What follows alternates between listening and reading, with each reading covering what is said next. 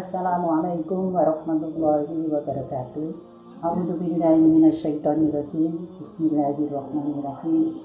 Alhamdulillah wassalatu wassalamu ala Rasulillah Sayyidina Muhammad wa ala alihi wa sahbihi wa man wala. Wa amma ba'du. Pemirsa yang kami hormati,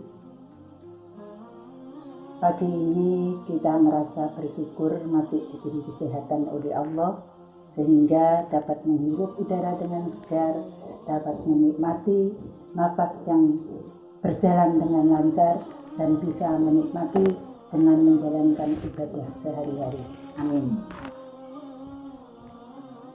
Maksud dan tujuan pada pagi hari ini yaitu sharing tentang keluarga, menuju keluarga sakinah mawaddah warahmah.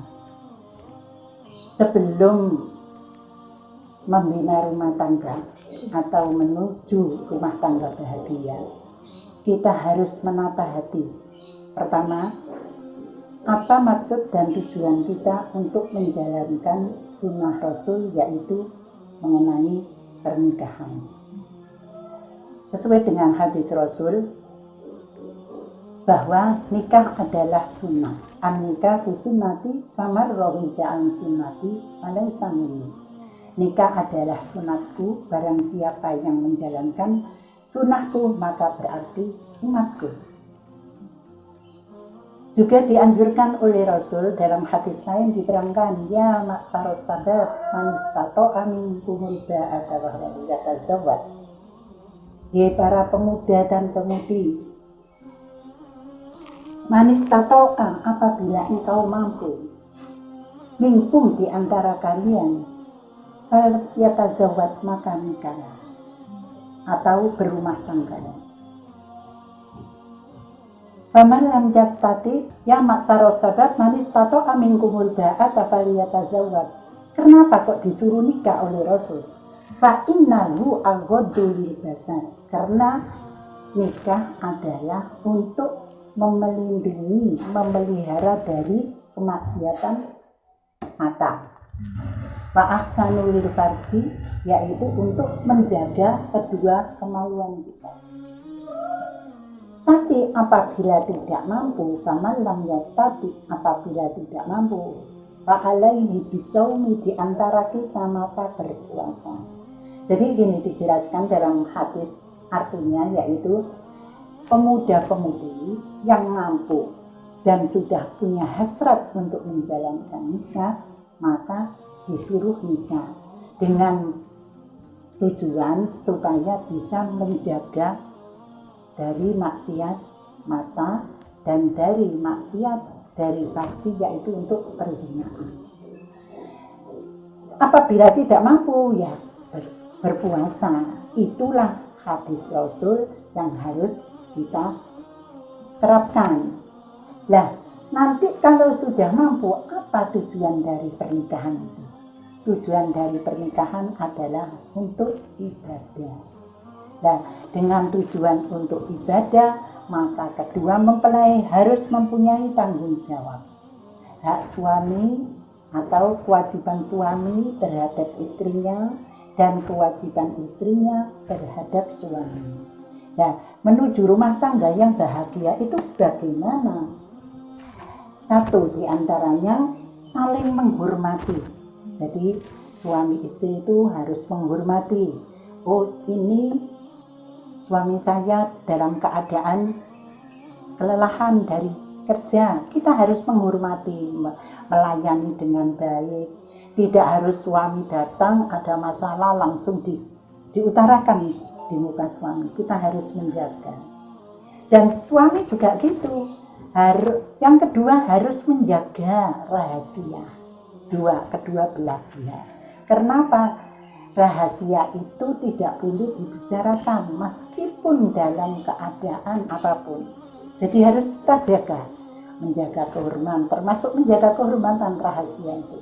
Suami harus mempergauli istrinya dengan baik sesuai dengan firman Allah, wa'asiruhunna bil ma'ruf, maka pergaulilah istrimu dengan yang baik.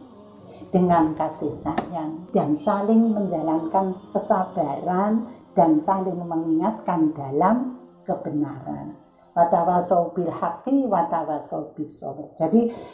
Jadi saling mengingatkan dengan kesabaran dan mengingatkan dalam kebaikan. Makanya suami istri itu harus gitu. Model utama dalam berumah tangga adalah satu, fa inna khairaz zadi taqwa. Maka modelnya adalah takwa. Dengan model takwa itu insya Allah akan terbentuklah rumah tangga yang saling menghormati, saling dalam mengingatkan dalam kesabaran. Yang ketiga, jangan cemburu tanpa alasan. Lah, itu jadi apalagi yang masih baru menikah, kalau dengan model takwa, insya Allah boleh cemburu. Tapi kalau dengan cemburu tapi asal beralasan. Oh, suami saya kerjanya gini. Oh ya betul, yang dihadapi wanita saya percaya. Lah, dengan demikian insya Allah tidak akan terjadi gesekan yang tidak diinginkan. Yang keempat, menjauhi bibit-bibit perselingkuhan. Jadi bagaimana menjauhi bibit-bibit perselingkuhan itu? Contohnya, dua orang teman, satunya tuh setan. Setan tuh tidak kelihatan, coba kelihatan. Dekat itu kita usir, wis ronotan, aku kate bekerja lah gitu. Itulah namanya menghindari bibit-bibit perselingkuhan. Terus yang kelima, berkorban untuk kebaikan. Berani berkorban. Jadi berkorban untuk kebahagiaan rumah tangganya, untuk suaminya, yang suami juga berkorban untuk istrinya. Jadi sama. Contohnya, sebetulnya wanita dalam agama itu tidak ada berkewajiban untuk bekerja dan lain sebagainya. Tapi karena kita itu hidup di Indonesia dan orang Jawa itu tepo seliro gak mentolo, nek wong lanang teko kerja nyandak kora-kora, umba-umba, maka si istri membantu di rumah. Yang keenam, menjadikan rumah tangga menjadi baiti jannati. Nah, itulah yang agak sulit. Bagaimana untuk menjadikan rumah itu sebagai surga? Pertama, yaitu tadi saling menghargai, ada keluarga dari pihak laki-laki, kita juga menghargai. Kalau sudah dijalankan, apa yang terjadi? Semuanya itu untuk menghindari hal-hal yang tidak diinginkan, tapi saling pengertian, saling menghormati, saling mencintai, itu yang paling penting. Jadi saling mempercayai, mencintai, dan menerima, sabar lagi. Itulah rumah tangga yang menuju rumah tangga yang bahagia. Kita berdoa dengan bacaan surat Al-Fatihah. Mudah-mudahan sharing pagi ini bisa membawa manfaat kepada kita semua dan pemirsa. Ila hadratin Nabi Mustafa sallallahu alaihi wasallam. Baik, Al-Fatihah.